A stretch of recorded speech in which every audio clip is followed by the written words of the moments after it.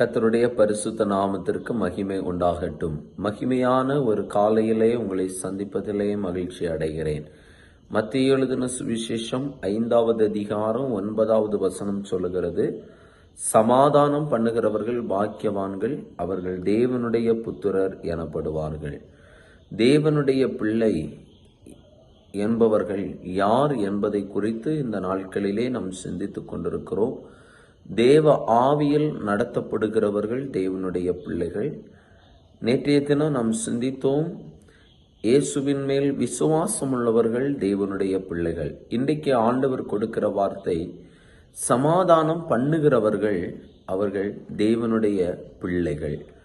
ஆண்டவர் தம்முடைய சீஷர்களை பார்த்து சொன்னார், நீங்கள் ஒரு இல்லத்தில் போனால் அவர்களுக்கு நீங்கள் சமாதானம் சொல்லுங்கள் என்று சொன்னார். ஆமை, அப்படி சமாதானம் சொல்லும்போது அந்த சமாதானத்திற்கு பாத்திரர் அவர்களாய் இருப்பார்களானால், ஆமை, நீங்கள் சொன்னதான அந்த வாழ்த்துதல் அவர்களுக்கு ஆசீர்வாதமாய் இருக்கும் என்பதை ஆண்டவராகிய இயேசு கிறிஸ்து தம்முடைய சீஷர்களிடத்திலே குறிப்பிடுகிறார். சமாதானம் பண்ணுகிறவர்களா நாம் இருக்க வேண்டும். இன்றைக்கு அநேக சமாதான கேடுகளை உண்டாக்குறவர்களாய் இந்த பூமியிலே வாழுகிறார்கள். அவர்கள் தேவனுடைய பிள்ளைகளாய் இருப்பதற்கு வாய்ப்பில்லை. நாம் சமாதானம் பண்ணுகிறவர்களாய் இருக்க வேண்டும் என்று கர்த்தர் நம்மை குறித்து விரும்புகிறார். ஆமை, மற்றவர்களுக்குள்ளே பிரிவினை உண்டாக்குறது, பிரச்சனைகளை உருவாக்கி விடுவது, சண்டைகளை உருவாக்கி விடுவது, அப்படிப்பட்ட அவர்கள் தேவனுடைய பிள்ளைகள் அல்ல. தேவ பிள்ளைகளே சமாதானத்தோடு ஒவ்வொரு காரியங்களையும் நடப்பிக்கிறவர்கள் தான் தேவனுடைய பிள்ளைகள். மட்டுமல்ல, ஆமென், ஸ்தோத்திரம், சமாதானத்தை உருவாக்க விரும்புகிறவர்கள் தான் தேவனுடைய பிள்ளைகள்.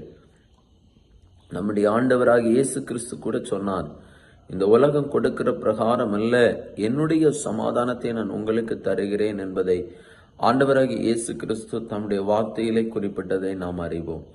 இயேசு கிறிஸ்து கூட இந்த உலகத்துல நமக்குள்ளே ஒரு சமாதானத்தை கொடுக்க விரும்புகிறான். பிரிவினையை சாத்தான் சண்டைகளை உருவாக்க விரும்புகிறான். ஆகவே தேவ பிள்ளைகளாகிய நாம் சமாதானம் பண்ணுகிறவர்களாய் இருப்போம், பிரச்சனை பண்ணுகிறவர்கள் அல்ல. ஆமே, அது நிமித்தமாய் நாம் தேவனுடைய பிள்ளைகள் என்று சொல்லக்கூடிய மேன்மையான பாக்கியத்தை நாம் பெற்றுக்கொள்கிறோம். கண்களை மூடி நாம் செபிப்போமா? எங்களை அளவுக்கு அதிகமாக நேசிக்கிற பரலோக பிதாவே, சமாதானம் பண்ணுகிறவர்கள் பாக்கியவான்கள் என்று வேதம் சொல்லுகிறதே. ஆண்டவரே, எப்பொழுது நாங்கள் சமாதானம் பண்ணுகிறவர்களாய், ஆண்டவரே, சண்டைகளையோ பிரச்சனைகளை உருவாக்குறவர்களாய் அல்ல, எல்லா இடத்துலையும் சாந்தம் உள்ளவர்களாய், நீடிய சாந்தமுடையவர்களாய், பொறுமை உள்ளவர்களாய், சமாதானத்தின் வழிகளிலே நடக்க ஆண்டவர் கிருபை செய்யுங்க. இந்த நாளிலும் ஒவ்வொரு கர்த்தருடைய பிள்ளைகளை ஆசீர்வதிங்க, தேவைகளை சந்தித்து கொடுங்க. அவருடைய எல்லா காரியங்களிலும் கர்த்தருடைய கரம் கூட இருக்கட்டும். போக்கிலும் வரத்திலும், அவர்கள் செய்கிற வேலைகள், பிள்ளைகளுடைய கல்வி நிலைகள், ஆமை, குடும்பங்களுடைய எல்லா காரியத்திலும் ஆண்டவருடைய கிருபை கூட இருக்கும்படியாக நாங்கள் செபிக்கிறோம்.